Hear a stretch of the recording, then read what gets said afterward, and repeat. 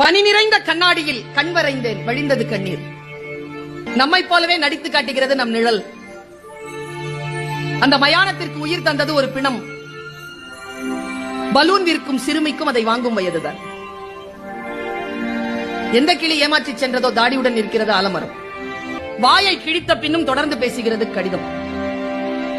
Lorry நிறைய மரம், இரையுடன் கூட்டை தேடும் தாய்க்குருவி.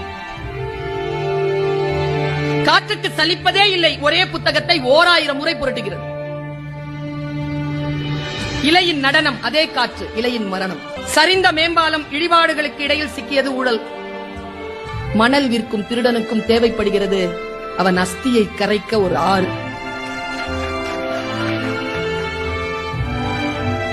பெருங்கடலை அசைத்துக் கொண்டிருக்கிறது மீன் குஞ்சின் சின்ன துடுப்பு. காக்கை கூட்டில் காத்திருக்கும் இசை குயில் முட்டை. பூதாங்குழல் இசைக்கிறாள் அம்மா, நடனமாடுகிறது நெருப்பு. வறுமையால் படிப்பை பாதியோடு நிறுத்திவிட்டனர் எதிர்விட்டு லட்சுமியும் சரஸ்வதியும். குபேர மூலையின் சுவர் முழுக்க கடன் கணக்கு.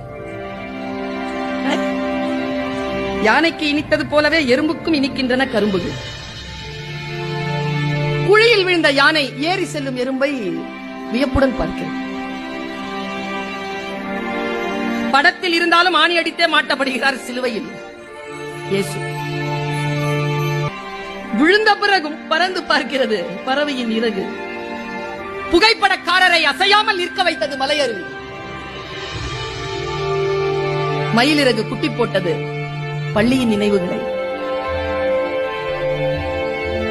ரயில் மோதி புளிரும் யானையிடம் அழிக்கப்பட்ட காட்டின் குரல். உடைந்த பானை, மிச்சம் இருக்கிறது கொஞ்சம் தண்ணீர்.